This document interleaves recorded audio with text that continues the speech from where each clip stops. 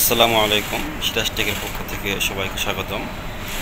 এই মুহূর্তে আমি রয়েছি আমাদের মেইন কারখানাতে, যেই কারখানায় আমরা জিও ব্যাগ সহ জিও বস্তা এবং স্টোরেজ ব্যাগ এই ব্যাগগুলো তৈরির কাজ করি।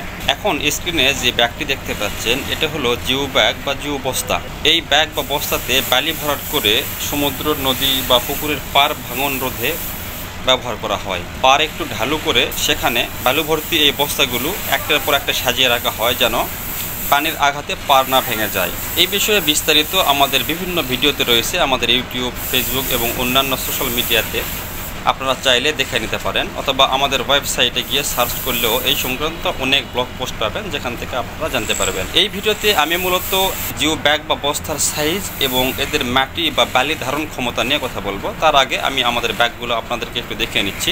এই ব্যাগটি হলো 39 বাই 20 ইঞ্চি সাইজের।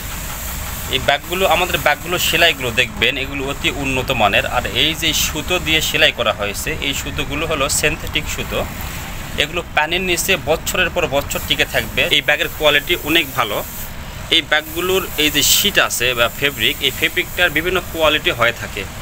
সাধারণত দুইটি ভাগে ভাগ করা হয়, একটা হলো পিএসএফ আর একটা হলো পিপি। এগুলো এই ব্যাগের বিভিন্ন থিকনেস রয়েছে। এই ব্যাগগুলো যদি আপনি দেখেন এই শীটগুলো এর একটা থিকনেস রয়েছে। আমার হাতে এখন যে ব্যাগ রয়েছে থিকনেস, এগুলো দেখে বোঝার উপায় নাই যে কত মিলিমিটার বা কত জিএসএম। তবে এই ব্যাগগুলো বিভিন্ন জিএসএমের হয়ে থাকে, যেমন 200 জিএসএম ব্যাগটির থিকনেস, অর্থাৎ এই যে শীট বা ফ্যাব্রিক দেখছেন এই শীটের এই যে থিকনেসটা রয়েছে এই পুরুত্ব হয়ে থাকে আনুমানিক 2 মিলিমিটার।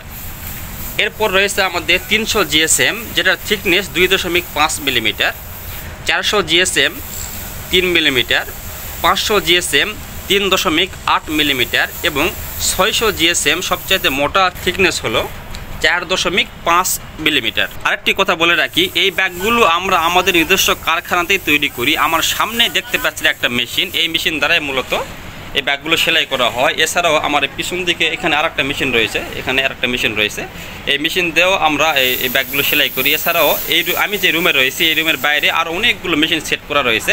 শব্দ বেশি হবে বলে আমি এই রুমের এই দুইটি মেশিন এখানে আপনাদেরকে দেখালাম, কারণ অন্যান্য মেশিনগুলোতে এখন বর্তমানে আমাদের অপারেটররা জিও ব্যাগ, স্টোরেজ ব্যাগ এবং এই বস্তাগুলো সেলাইয়ের কাজ করতেছে, এখানে প্রচুর শব্দ, তাই মূলত আমি এখানে ভিডিও করতেছি। তা আপনাদের যদি কোনো প্রশ্ন থাকে এইসব বিষয়ে বা কোনো কিছু জানার থাকে অবশ্যই আমাদের সাথে যোগাযোগ করবেন। ধন্যবাদ।